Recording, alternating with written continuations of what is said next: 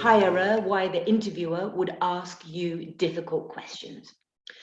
And some of the things that they're looking for when they're asking you these difficult questions are, they're looking to see if you have knowledge of the sector or the product. Do you know your industry? And they can be asking you some interesting questions, some difficult questions perhaps, to see what your knowledge of your industry, your field, your product is. I did see somebody just raise their hand. Again, please, if you have questions, I will answer them, but I will answer them at the end of the session. So and you can write the question now so that you don't forget it. Write it down in the question and answer, and I'll answer them at the end. So they might ask you about your personality. Now, they're not going to say, tell me about your personality. No, they're going to ask you some difficult questions so that you can demonstrate your personality. And you might not even realize that they're asking about your personality, but they are. They might ask you a difficult question to see about your ability to get on with others. How do you work in a team?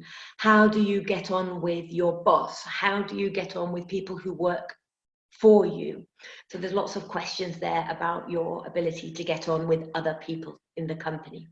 Then they might also ask you for, have you got common sense? Can you approach things logically? And again, you might get some difficult questions with regard to your common sense. And your ability to think on your feet. Again, if you have any interesting vocabulary, please write this vocabulary down. The ability to think on your feet means, can you invent, like somebody asks you something and can you invent right now at the time? Are you flexible? Are you inventive? These kinds of things.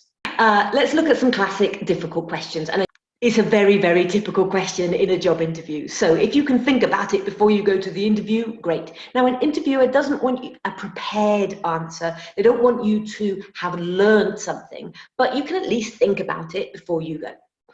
And your strengths are the things that you are good at and the reason why you are good for this job. And you want to express those in a way that doesn't make you sound arrogant, but does say, yes, I want that person for the job. And then weaknesses, and we'll talk about this a lot in this masterclass, but a weakness you can present in a way that is positive.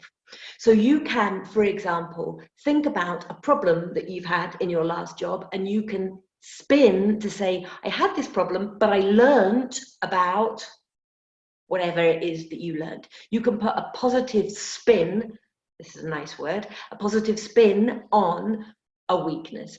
Maybe it's something that you would like more training in. So you can say, I'm not very good at whatever it is. For example, I know I'm not very good, and you'll see from my PowerPoint, I'm not very good at graphic design.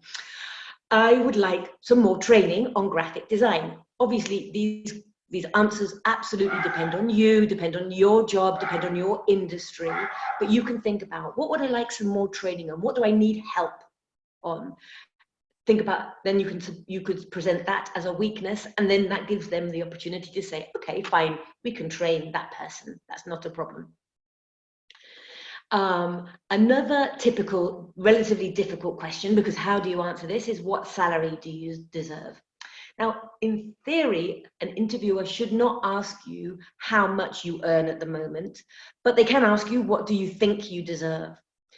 And again, you need to think about your financial situation, how much money you think you need. But you can also do some investigation before the interview, and you can find out what the typical salary is for that kind of job in your country. Obviously, different countries have different pay scales, even for the same job, depending on which country you work in. It could be quite different from one country to another. Job titles are also, depending on the industry, sometimes a bit vague, but you can do a little bit of investigation into what kind of salary do you think is typical, and then you can pitch it there. What didn't you like about your last job? Now here, we want to be careful that we don't badmouth our last job or our last boss or last companies. Bad mouthing means that you talk bad about the particular company. And what an employer doesn't want to think is that you're going to talk negatively about a company, because then if you move on to another company, then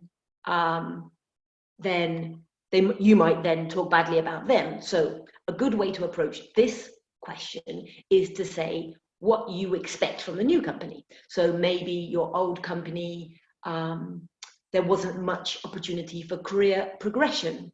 Maybe you can't, maybe you'd reached the limits of your career in that particular company, and in this company I can see that I can grow, or I can help the company grow.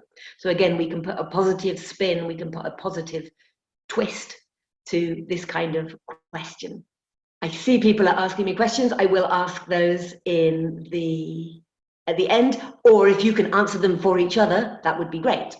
The next classic difficult question is, where do you see yourself in 3 to 5 years? Again, these questions you think, oh gosh, where do I don't know, I can't predict the future. Nobody can predict the future. But what an employer wants to know is that you're going to be loyal to their company for at least 3 to 5 years.